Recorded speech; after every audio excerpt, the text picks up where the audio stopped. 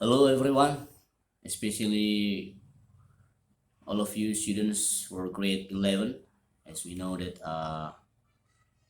our previous material is giving suggestion and offering help. And as we know in our daily life, someone often asks for other suggestion to his or her problems. The suggestions can be ideas, advice, or insight to solve the problems. We have to give suggestion politely without forcing somebody to accept them. So in this chapter, we will learn how to give suggestion and how to offer help appropriately. Jadi terutama untuk siswa kami yang kelas 11, kita akan mencoba mereview materi kita, materi-materi sebelumnya, yaitu sebagaimana yang kita ketahui dalam kehidupan sehari-hari, kita sering meminta saran kepada orang lain, ya. Kita juga kadang memberikan saran, nasihat, ya, atau pandangan terhadap masalah-masalah yang terjadi kepada seseorang.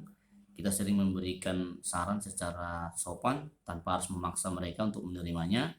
Jadi di bab ini kita akan mencoba membahasnya, ya. Dan silakan ikuti video ini, jangan lupa like dan subscribe, bagikan kepada teman-teman yang lain. Semoga video ini bermanfaat untuk anak-anak kami sekalian.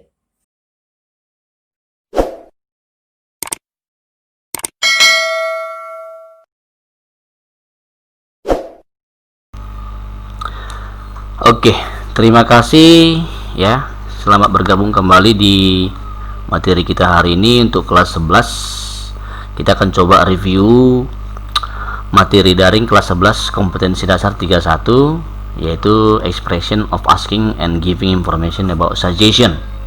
Ya, kalau kita cek juga di buku untuk 31 itu dia kompetensi dasar 31 itu dia yang kita bahas itu adalah giving suggestion and offering help.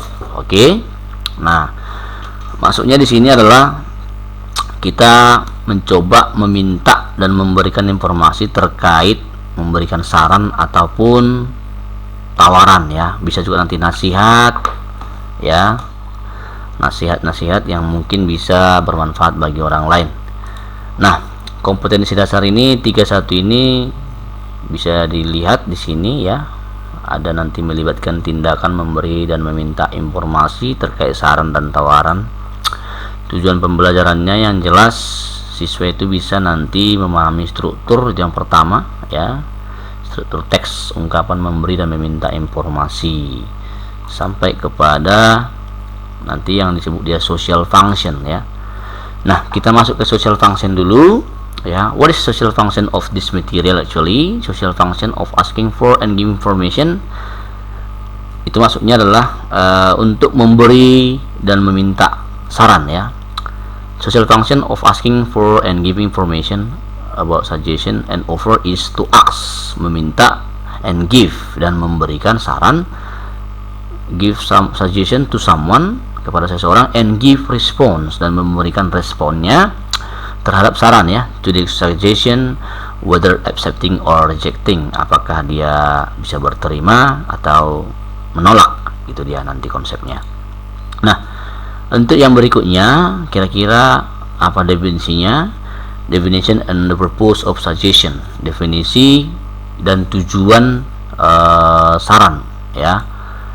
Nah, kita lihat yang ini. Suggestion is an idea or plan put forward for consideration. Artinya, saran itu adalah sebuah ide atau rencana yang biasanya diberikan untuk sebagai pertimbangan, ya, kepada orang lain. Nah, terus yang berikutnya, kalau kita lihat dari segi tujuan, ya, the purpose of suggestion, to ask and give suggestion to someone and give response to the suggestion whether accepting or refusing. Jadi tujuan saran itu adalah untuk meminta dan memberikan saran, ya, kepada seseorang. Terus yang berikutnya, kira-kira kalau kita lebih dalami lagi, tujuannya kira-kira apa? To help someone, ya. It means to help someone who needs any suggestion. Jadi bisa juga nanti dia untuk memberikan saran, ya, to help someone who needs any suggestion or advice atau nasihat by giving our personal idea, dengan memberikan ide pribadi secara personal, and opinion in our daily life, dan opini kita dalam kehidupan sehari-hari. Oke, itu dia. That's the main purpose of giving suggestion and asking for suggestion, ya. Nah, expression of suggestion ini terbagi 3, ya. The first one, we need to understand asking for suggestion, meminta saran, ya. The second, we need to understand how to give suggestion, atau biasanya disebut dia giving suggestion, memberi saran. And we need to understand about the responding, ya, responding of suggestion. Respon daripada saran itu seperti apa? Nah, di sini dia ada dibagi 2, ya. Respon itu ada nanti dia yang berterima, accepting suggestion. Yang kedua nanti ada yang menolak, yang biasa disebut dia refusing suggestion. Oke. Nah, yang berikutnya itu adalah konsep mapsnya untuk ekspresi dari suggestion. Yang berikutnya kita lihat, ya. Ini dia. Kalau kita mau meminta saran, asking for suggestion is the way someone asking suggestion in English when we have problem. Jadi kalau kita punya masalah, kita bisa meminta saran kepada orang lain yang lebih ahli tentunya, ya. Nah, jadi kalau kita meminta saran itu kita harus mengikuti pola seperti yang bawah ini, ya. Nah, di sini dia yang pertama itu kita harus memahami modals. Modals itu adalah berbentuk auxiliary. Nanti ada subjek diikuti infinitif, ya. Modals ini banyak sebenarnya, materinya ada tersendiri, ya. Nanti akan kita bagikan lagi. Nah, kita bisa mengekspresikan bagaimana meminta saran dengan menggunakan kata-kata seperti yang ini. What do you advise me to do? Ya, apa yang kamu sarankan untuk saya lakukan? Should I do? Apakah saya harus mengerjakan atau melakukan? Ya. What ought I to do? Apa yang seharusnya saya lakukan, ya. Do you have any suggestion for me? Apakah kamu punya saran untuk saya? Nah, itulah dia kalau kita meminta saran. Yang selanjutnya kalau kita memberikan saran, nah ini kita harus tahu dulu definisinya, ya. In giving suggestion there are 2 conditions, situation that we have to distinguish. A situation which was mediocre and dangerous situation or emergency. Dalam hal memberikan saran, kita harus memahami 2 kondisi. Satu nanti kondisinya yang biasa, ya, tidak terlalu mendesak, itu yang disebut dia a situation which was mediocre. Ini adalah situasi yang biasa-biasa. Dan ada juga yang disebut nanti dia dangerous situation atau kondisi yang dalam bahaya atau darurat, gitu, ya. To give suggestion is in a regular situation. Kita akan, kalau kita memberikan saran dalam hal-hal yang biasa, kita bisa mengikuti pola sebagai berikut. Nanti ada yang subject diikuti should, diikuti verb 1, ada juga nanti yang subject diikuti ought to, diikuti verb 1. Nah, sebenarnya ini ought to ini diikuti infinitif karena kita tahu infinitif dan verb 1 itu hampir bisa dibilang mirip, bisa dibilang berbeda dalam hal penggunaannya, ya. Makanya terkadang nanti dibuat diikuti to infinitif atau diikuti verb 1, ya. Tapi biasanya memang di sini kalau dia ought to diikuti adalah infinitif. Nah, gitu, ya. Baik. Selanjutnya kita akan cek yang hal-hal yang perlu kita pahami. Kalau kita mau memberikan saran kepada seseorang, kita bisa sebutkan atau sampaikan dengan menggunakan ekspresi begini. What about blank blank blank? Nanti dia kalau setelah kata about ini diikuti verb ing, baru nanti polanya, ya. Contoh, bagaimana kalau kita menonton? What about watching cinema? Contoh. Atau bagaimana kalau kita pergi ke luar negeri? How about going to abroad? Contoh. Nah, ini dia contoh-contoh yang paling umum. What about going to the library this afternoon? How about painting the bicycle blue? Jadi penggunaan kata-kata setelah about ini diikuti verb ing, ya. What about? Nah, ini juga bisa yang disebut dia ekspresi untuk memberi saran, ya. Berikutnya, kalau dia ada nanti kata-kata negatif seperti ini, boleh juga memang meminta saran tapi dalam kondisi negatif, ya. Contohnya gini. Why don't we call him? Mengapa kita tidak memanggil dia? Why don't call the police? Mengapa tidak memanggil polisi, gitu, ya, atau menelpon polisi. Terus yang berikutnya kalau kita mau memberikan saran, ya, yang perlu kita ketahui itu adalah situasinya, ya. The situation's bad, dangerous situation in which if severe. Severe itu maksudnya dia kritis, darurat, ya. then use the following formula. Maka kalau dia kondisinya berbahaya, darurat, kita harus menggunakan formula atau pola seperti ini. Had better diikuti infinitif ya. Subjek diikuti had better diikuti infinitif. Penjelasannya kalau S itu adalah subjek, bisa nanti berfungsi sebagai noun. Subject can be a noun, can be a pronoun, and noun phrase ya. Frase dalam bentuk kata benda. Infinitif itu maksudnya adalah bentuk dasar kata kerja atau biasa disebut dia base form. Makanya saya bilang tadi verb one itu hampir sama dengan infinitif tapi berbeda dari segi penggunaan gitu ya. Kalau dia verb one itu bisa dibilang juga infinitif tapi belum tentu infinitif. Tapi kalau infinitif sudah pasti dalam bentuk verb one. Nah, sebagai contoh begini. Kalau di materi tenses future biasanya ada banyak siswa, guru juga bahkan membuat polanya itu subject diikuti shall dan will diikuti verb one. Nah, sebenarnya itu benar tapi kurang tepat ya. Karena kalau kita pakai nanti verb one seolah-olah untuk subjek she, he, it nanti berlaku penggunaan kata goes. Contoh kata kerja itu kan verb one itu kan goes, infinitifnya go. Padahal kalau kita pakai tenses future, contoh dia perempuan pergi ke Bandung, she will go to Bandung, bukan menjadi she will goes. Makanya kita selalu pakai yang namanya infinitif bukan verb one. Nah, dalam hal ini juga ya, subjek diikuti had better harus diikuti infinitif ya, bukan verb one. Should and ought to itu artinya adalah harus atau must. Nah, kita lihat contohnya dalam bentuk imperatif ini. Nanti kalau dalam bentuk imperatif ini ini maksudnya lebih condong ke menyuruh ya. Contohnya seperti ini, let's return the book to her. Mari kita kembalikan buku ini kepada dia. Let's walk to the station. Nah, setelah ini nanti akan ada contoh-contoh ya. Coba kita lihat ini. Oke. Kalau kita memberikan saran tadi ya, kita bisa gunakan ekspresi sebagai berikut. Penggunaan kata I suggest diikuti that. Ada juga I suggest diikuti I recommend diikuti that ya. Boleh juga nanti kita gunakan kata you really should diikuti infinitif atau you really ought to diikuti infinitif. Nah, ini dia. Sebenarnya kalau dia menggunakan auxiliary seperti ini memang harus diikuti infinitif ya. Apalagi yang menggunakan to itu wajib diikuti infinitif. You'd better, nah ini yang tadi. You had better sebenarnya nih ya. You'd better diikuti infinitif.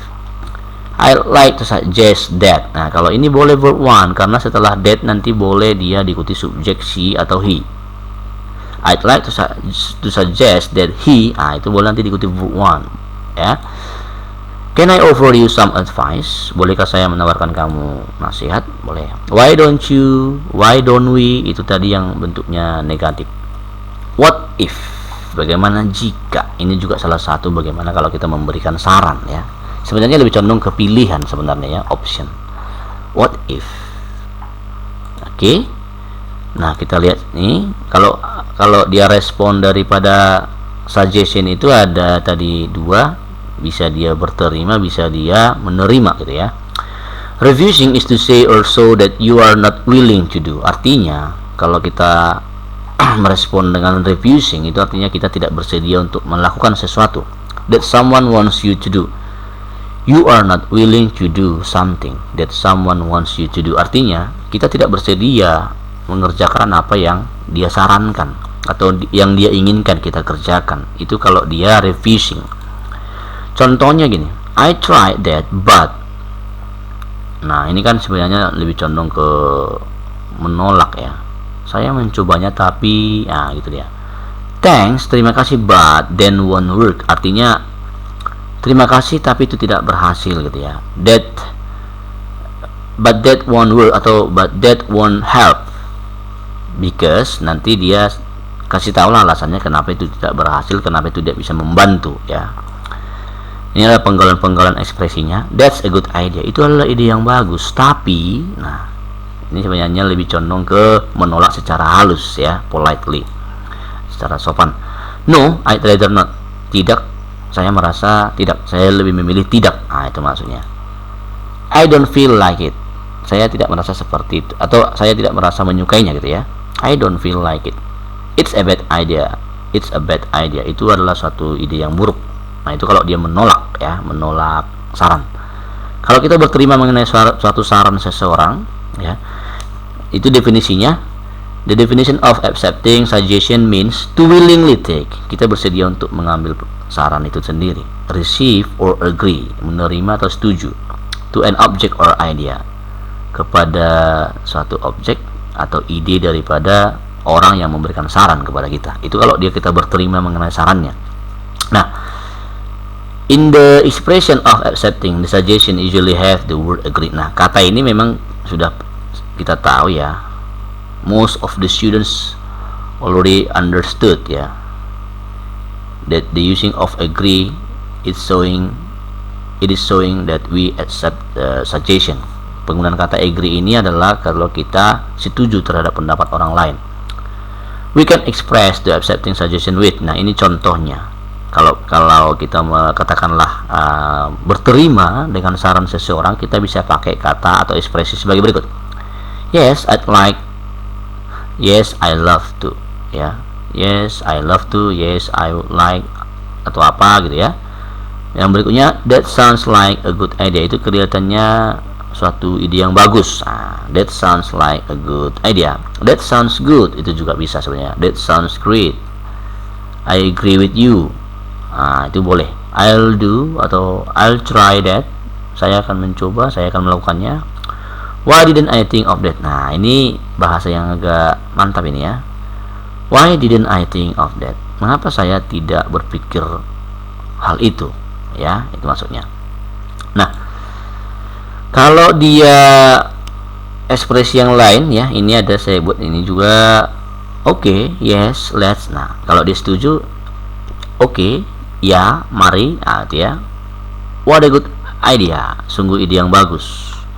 Why not? Kenapa tidak? Gitu ya. Itu sering kita pakein. Gimana kalau kita buat katakanlah suatu pembelajaran yang menarik? Kenapa tidak? Why don't we make a kind of interesting material for the students? Nah, materi-materi yang menarik untuk siswa. Datang gurunya, why not? Ya, itu nggak masalah. Jadi kata why not ini lebih condong juga ke berterima terhadap saran yang kita berikan. Nah, ini dia ada kata yes with pleasure, dengan senang hati. Ya, ini juga sering dipakai ya. Oke. Ya, mudah-mudahan bisa dipahami materi ini. Saya kira sampai di sini dulu ya untuk pembahasan review materi daring. I think that's enough for today. The way we give suggestion and overall help to someone. So we need to understand the first one, the response.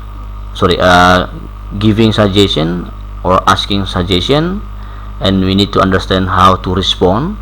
Response consists of two ways. The first, it can be accepting or it can be refusing.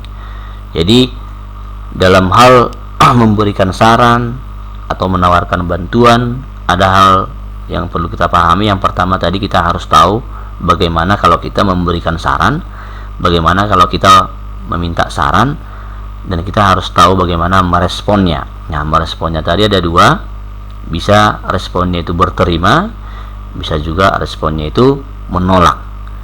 Okay, I think that's all my review about our previous topic about this material, giving suggestion and offering help. Hopefully this video can be useful for students, especially for grade 11, wherever you are. Mudah-mudahan video ini bermanfaat untuk anak-anak kami yang belajar daring ya, terutama yang mungkin ada kendala ketika menghadapi materi pembelajaran daring di kelas. Jadi mudah-mudahan video ini bisa bermanfaat dan bisa membantu. Terima kasih telah menonton videonya. Jangan lupa like dan subscribe Pak TR Channel. Terima kasih.